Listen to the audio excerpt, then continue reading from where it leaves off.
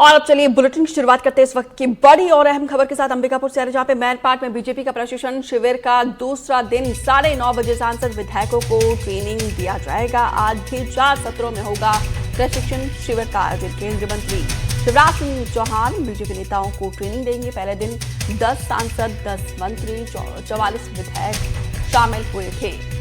आज प्रशिक्षण शिविर का ये दूसरा दिन है। अंबिकापुर में मैनपाट में बीजेपी प्रशिक्षण शिविर का दूसरा दिन है, जो कि 9:30 बजे शुरू होगा, यानी कि 1 घंटे के बाद, जब सांसदों विधायकों को ट्रेनिंग दी जाएगी।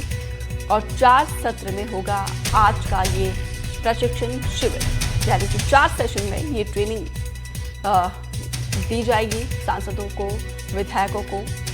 केंद्रीय मंत्री शिवराज सिंह चौहान बीजेपी नेताओं को ट्रेनिंग देते हुए नजर आएंगे। इसमें 10 सांसद हैं, 10 मंत्री और 44 विधायक शामिल होंगे। रोमी सिद्दीकी ज्यादा जानकारी के साथ जुड़े हैं। रोमी, आज भी यहाँ पे बीजेपी का प्रशिक्षण शिविर का दूसरा दिन है, क्या तैयारी है, कितने बजे शुरू होगा, कब तक चलेगा, पूरी जानकारी विस्तार से बताएं। देखिए, आज बीजेपी के प्रशिक्षण शिविर का दूसरा दिन है। दूसरा दिन का अगर कहें शुभारंभ या कहें आगाज बोलें तो मुख्यमंत्री विष्णुदेव साय के द्वारा योग अभ्यास के तहत भाजपा के विधायक, सांसद और राज्यसभा सदस्यों को दिया गया। जिसके बाद बताया, जो जानकारी मिली है जो भाजपा कार्यालय के द्वारा से, कि लगभग 11 बजे केंद्रीय मंत्री शिवराज सिंह चौहान विशेष विमान से महामाया एयरपोर्ट पहुंचेंगे। उसके बाद सड़क के रास्ते हुए प्रशिक्षण शिविर मैनपाट पहुंचेंगे, जहां पर 4 सेशन में सभी लोग जो प्रशिक्षण शिविर में आए हैं, विधायक, सांसद और उनको प्रशिक्षित करेंगे। इसके साथ ही शिवराज सिंह चौहान मैनपाट का भ्रमण भी करेंगे। उनके प्रोटोकॉल में आया है कि वो भ्रमण भी करेंगे। और बताया जा रहा है उनके साथ संगठन के वरिष्ठ जो पदाधिकारी हैं और कुछ और भी जो वो भी पहुंचेंगे, जो अलग अलग सेशन में विधायकों, राज्यसभा सदस्यों और सांसदों को बाकायदा प्रशिक्षण देंगे। और इसके साथ ही उन्हें बताएंगे कि किस प्रकार से आम जनता के बीच शासन की योजनाओं को पहुंचाना है, और उसके साथ ही उनसे संपर्क करना है, ताकि आने वाले समय में सरकार के लिए चुनौतियां ना हो। क्योंकि जिस प्रकार से छत्तीसगढ़ में शासन की योजनाएं, लाभकारी योजनाएं चल रही हैं, उसे लेकर लोगों में संदेश पहुंचाना है कि सरकार जनता के लिए बेहद प्रयास कर रही है, उनको देख रेख के लिए, उनके विकास के लिए। तो ये तमाम बातें हैं आज सेकंड सेशन में। तो कहीं ना कहीं तैयारी पूर्ण हो चुकी है। इसके साथ ही मैं आपको बताना चाहूंगा कि सुरक्षा के लिहाज से मैनपाट में लगभग 700 से ज्यादा पुलिसकर्मियों को तैनात किया गया है, ताकि किसी प्रकार की कोई दिक्कत या कहें कोई समस्या ना हो। इसके साथ ही वन विभाग के भी जवान, फॉरेस्ट रेंजर को भी तैनात किया गया है, क्योंकि मैनपाट क्षेत्र चूंकि जंगलों से घिरा हुआ है, पहाड़ी एरिया है।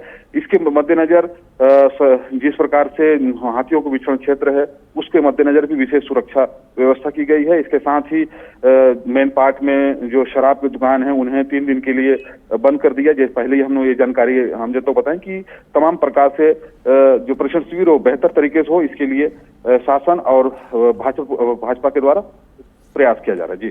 जी, इस ट्रेनिंग का, इस शिविर का उद्देश्य क्या है? देखिए, शिविर का सीधे तौर पर उद्देश्य, जिस प्रकार से भाजपा के वरिष्ठ नेताओं और कल भी राष्ट्रीय अध्यक्ष जिस प्रकार जेपी नड्डा है, उनका ये कहना है कि जनता के बीच में जनप्रतिनिधि किस प्रकार जाएं, बेहतर तालमेल हो, ताकि सरकार की योजनाएं, जो लाभकारी योजना है प्रदेश सरकार की, केंद्र सरकार की योजनाओं को, उनकी जानकारी उन्हें दें, ताकि सरकार और जनता के बीच बेहतर तालमेल बैठे। और आने वाले समय में जिस प्रकार से चुनाव हो, उसमें आम जनता के बीच जब भी भाजपा के नेता या जनप्रतिनिधि जाएं, तो उन्हें किसी प्रकार की दिक्कत न हो। या सीधे तौर पर यह कहें कि सरकार की योजनाओं को जन जन तक पहुंचाने के लिए जनप्रतिनिधि बेहतर तरीके से कार्य करते हुए उन्हें उस सुविधा का लाभ दिलाने का प्रयास करें। तो कहीं ना कहीं ये भी बताया भी जाता है कि भाजपा के द्वारा समय समय पर प्रशिक्षण शिविर आयोजन किया जाता है, क्योंकि भाजपा के जो मैनिफेस्टो या गाइडलाइंस में ही है कि अपने जनप्रतिनिधियों को, कार्यकर्ताओं को बूथ स्तर से लेकर विधानसभा, लोकसभा स्तर तक के सभी लोगों को ये प्रशिक्षण देते हुए उन्हें बेहतर तरीके से आम जन तक भी जाने के लिए, तालमेल बनाने के लिए प्रशिक्षित किया जाता है, वो भी राष्ट्रीय स्तर के नेताओं के द्वारा, राष्ट्रीय केंद्रीय मंत्री के द्वारा। तो ये सब बातें हैं। जी, बहुत बहुत शुक्रिया रोमी, विस्तार से जानकारी देने के लिए।